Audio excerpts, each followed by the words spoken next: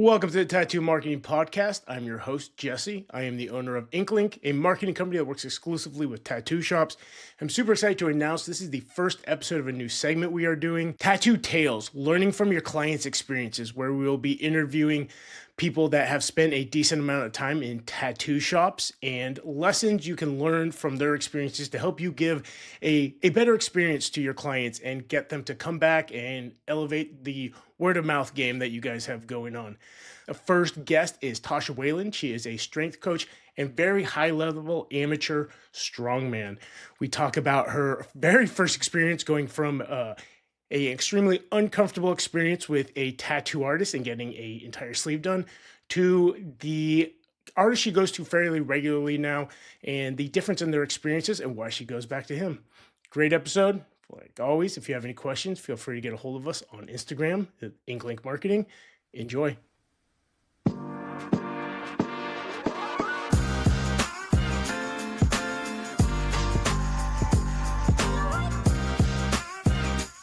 Hello, Jesse. Nice to see you and be here with you. I appreciate the invite to chat tattoos and tattoo experiences.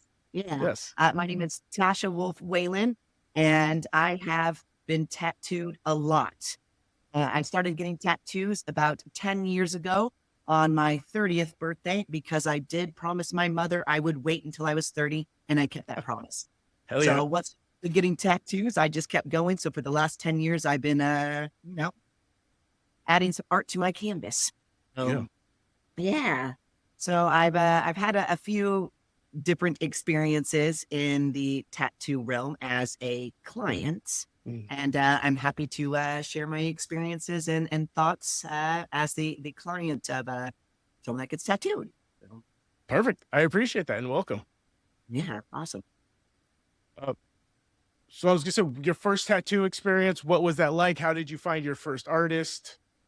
Okay, yeah. So first tattoo experience, obviously being completely naive and not knowing anything about what tattoo shops are really like, naked body here. So I'm going in at 30 years old. I found, I did a lot of research because one thing that I do appreciate about waiting till I was 30 was that I could financially pay for better quality tattoos. Had I done this when I was 18 or a teenager, the style of tattoo I would have got would have been completely different. And what I could afford would not be all the quality that I actually have on my body. So I did do my research. I was able to pay, for a good quality tattoo artist. So being over in the Seattle area, there's a lot of options over here. But I did do my research. I checked a lot of places out and artists out in these. And I knew I had a certain kind of style that I wanted, more realism. I love that kind of style. So I found a really high quality shop and looked through their entire list of artists and found someone based off of their art, like kind of looking at their talent, obviously that mattered to me and it kind of matched what I was looking for. So I reached out and asked if they could do this tattoo. I had this idea of a warrior woman with a wolf headdress, and that was going to be my first tattoo. I was very excited about it, and I got on this person's schedule, which I was stoked to do. And so I went down to this tattoo studio, nervous. It was at nighttime too when they were doing this. It's like 7 p.m. I'm like, shit, it's like my bedtime. But, so I went there, and the tattoo artist, very talented. I love my first tattoo. The experience itself was unique. Again, not knowing really what to expect, not knowing what to expect with tattoo artist personalities, are they all the same? Are they different? Just, whatever. The guy I had was humorous, we'll say. So It was an interesting experience. I had 2 days of getting tattooed by him. And the entire time, the conversations were just jokes the whole time, like hours of jokes. And I'm funny. I love humor. Yes. I totally love that, whatever. But it was interesting because it's like something, the type of jokes you say to people, again, and being in a service industry as a coach, you kind of have to build rapport, kind of get to know someone's personality, right? And like seeing what might be appropriate or not appropriate to say. And again, I'm not someone that judges. Like people can say anything to me, and like whatever. But this guy, his jokes were so crude and grotesque that it was just hours of dead baby and dead grandma jokes. Like Oh that, shit. where you're just like, shit. Okay, this is where we're at. Where it's like, I mean, I wasn't personally offended, but I was just like looking around, like, are people listening to this? Like, and it was like, it's fine. You say a joke every little bit of time, but it was just hours of inappropriate, crude, nasty, kind of racist, weird jokes. And I'm just Oh like, God. geez. And so I just kind of sat there, kind of like smiling and nodding. Cause I'm like, I don't know I don't know how to respond to these. Cause they weren't like just your normal weird knock knock jokes. I don't know, and obviously we're not kids here, but Yeah. like they were pretty raunchy. And where you're just like, I'm kind of an inappropriate person, but these were beyond my level of inappropriate where I was just like, damn, like, Damn. Moses hearing this, or I could imagine that if it was someone that was a little bit more reserved, would be so wildly uncomfortable in this situation. And like, even me being the person I am, I'm just like, fuck, these are really nasty, like grossly so. So that was my first experience was hours of very inappropriate jokes for hours. Interesting. And Tasha, I've known you for what, 10 plus Yeah. years. And yes, you are hilarious. You have very good sense of humor. Also, I would say a mildly dark sense of humor at some point. So Percent. Yes. yes. So saying that offended you is actually, or not offended, but could be seen as a little over the top is saying a lot. Yeah, I was a little uncomfortable with some of them because it's again like, yeah, I'm an inappropriate person. I don't say dick jokes, like I'm fucking funny in that realm, and I'm sure I offend people, whatever. But some like I'm not racist, not even a little bit. So the racist jokes, I'm just like, shit, that's really inappropriate. Or the inappropriate comments about dead babies and what you're gonna do to dead babies. I'm like, oh God. Yeah, it was just like, I mean, I can't even repeat it because it's like I just don't even want to say that kind of stuff. Yeah. So I was special for sure. It was a unique thing. So having my first experience like that, and it's interesting because it kind of sets your tone for what you think then tattoo shops are going to be like, because, there's other people around it, artists, and you can kind of hear them chuckling over some of it. And yeah, some of it was funny, but some of it was absolutely nasty. And you can kind of see them just kind of looking up like, did you just say that, dude? But, then you kind of get this idea that are all my experiences going to be like this, and luckily I just was like, no, F it.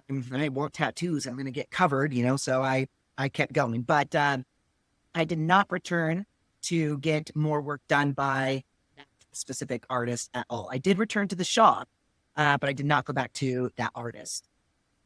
Understandable. And that's one of the things I think some artists don't understand is, like, for you, like, you're in the shop every day. This is like everybody in the shop knows you, but you have especially the first time client that you've never met before, like, kind of want to feel out who they are, if they even want to talk, let alone just jump into the kind of jokes it sounds like he was making. So, Right.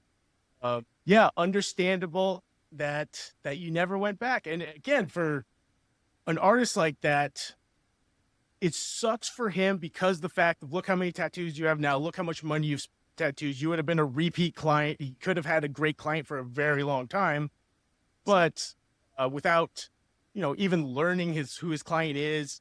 Again, it sounds like if you would have been somebody that is more reserved, it would have been a very, very awkward time. You probably wouldn't have gone back for day 2. Correct. Yeah, I could have absolutely seen that with someone that does not have my personality. And again, I do have dark sense of humor, and that was like a little darker than I would have even went. So yeah. Okay. Yeah. Interesting first experience. Shit. Yeah. That's a lot. Okay. So what has been your best tattoo experience?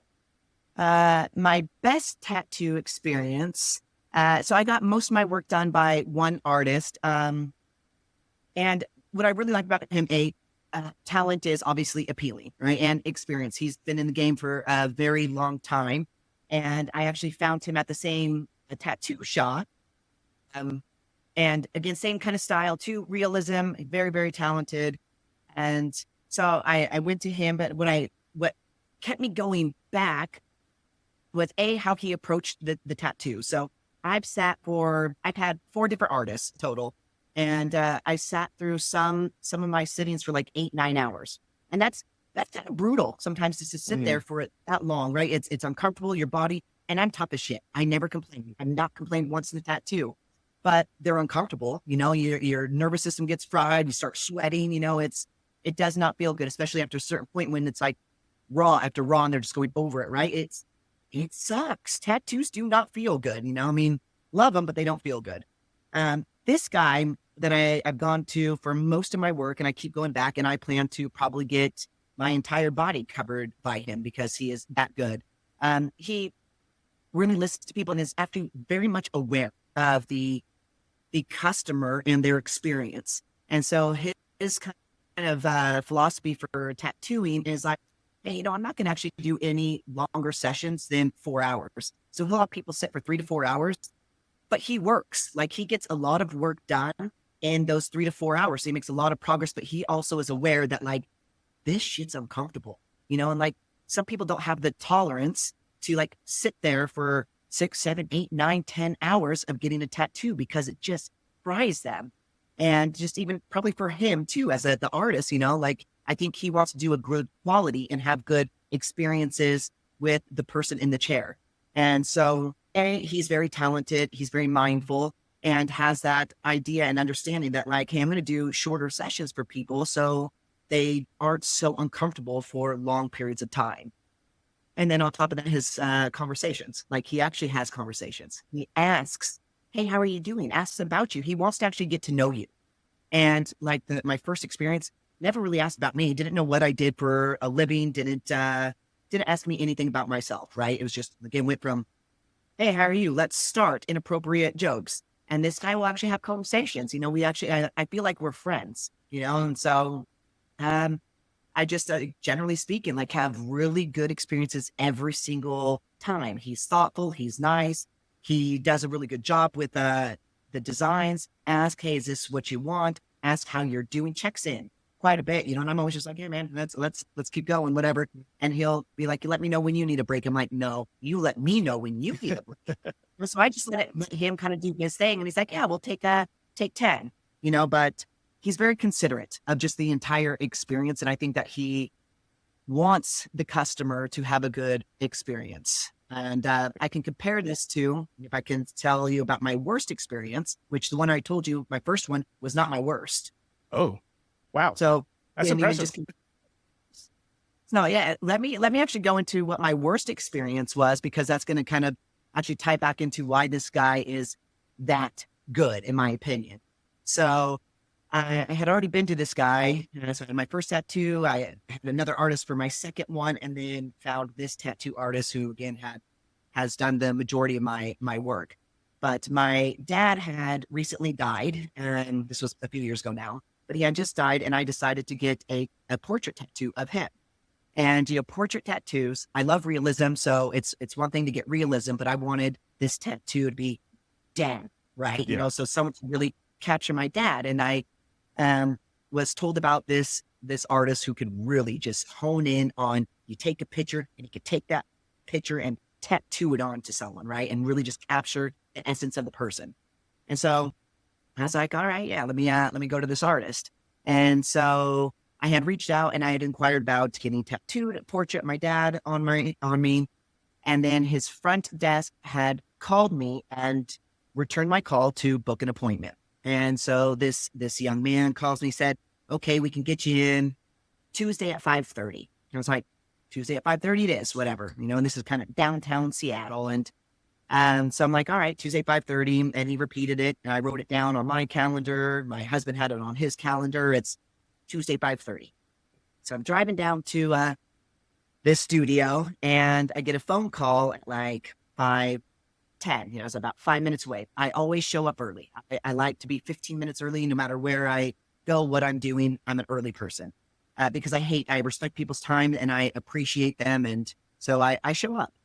And so I get this phone call from the studio, And it was their female front desk person saying, "Are you still coming to your consultation?" I'm like, "Yeah, absolutely. I'll be 15 minutes early. I'm just around the corner." Whatever. She's like, "You're late." And I'm like, "No, I'm not late. My appointment's at 5:30. No, it's at 4:30. No, the young man who booked my appointment said 5:30 multiple times. 4:30 would have been way better. I would have loved 4:30, but it was at 5:30.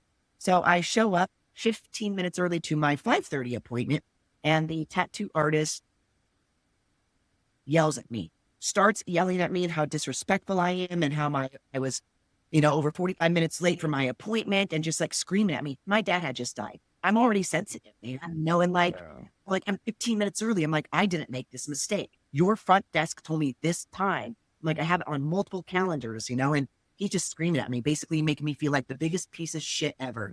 And, I'm like, Jesus, I'm like getting all teary. And I'm like, fuck, like, I just missed my dad. I just want my dad tattooed on me. You're yelling at me and I didn't even do anything wrong.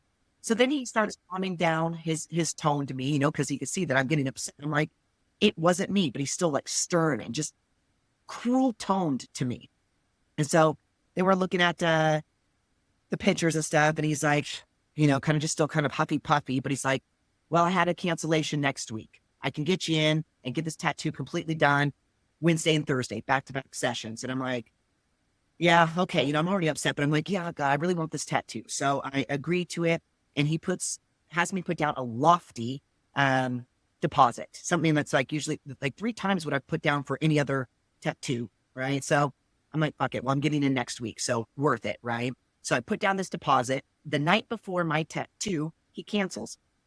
I'm like, "Are you effing kidding me?" And then the front desk was like, he didn't call me. His front desk called me and said, "He's just not prepared for your tattoo." I'm like, okay. I'm like, I get it. And they're like, "We'll put you on the wait list and we'll let you know when something comes available." Guess how long it took me to get in to get my tattoo after I repeatedly called? Over 2 years. Oh, Maybe shit. longer. Yep. Yep. Like where they just kind of wrote me off, and I put down a significant deposit for this too. And I did it because he's like, "I'll get you in next week. We'll Yeah. get it all done, and I'm like, "Oh man, okay, he's doing this because he knows he feels bad because he was yelling at me, even though it wasn't my mistake, right?" So I go in after, all these years and get my tattoo. And the entire time, I mean, his ego and arrogance, he didn't give a shit if I was uncomfortable or in a bad position. He was taking like hour breaks at a time. And like, there was people coming in to do interviews for his front desk position because he was looking for a new front desk. And he would like look up to see who was coming. He's like, "F that guy. Look at him. Look at the way he looks." He was just like judging them by the way that they look, saying all these crude things about them. And I'm like sitting there and he's like doing the tattoo, and he was wildly talented. I love the tattoo itself, but the experience was fucking awful. Like truly the worst. Like I was so upset, even the fact that I had to go back to finish the tattoo. And he even made this comment. He's like, "Yeah, my wife thinks I'm an asshole and I'm just a dick." I'm like, "Yeah, dude." Sounds like it. Oh, and then I returned for the second day because this was, again, a 2-day tattoo. And he, texted me, he's like, "Don't come into the shop until I reach out to you. You go park down the street or whatever, and I will tell you when I am ready for you to enter the shop." And so I'm like sitting there like, and this guy already fucking freaks me out, so I'm like looking at my phone, like right just in my face, waiting. So I'm like, okay, it's time. He's going to call me or text me, tell me when it's coming. Doesn't do it, and then like, I'm like, I should probably go because like I'm going to go in there because I don't know if he's going to like, whatever. So I go in there. He's like, I've been calling you, telling you. And he starts yelling at me again. I'm like, you didn't.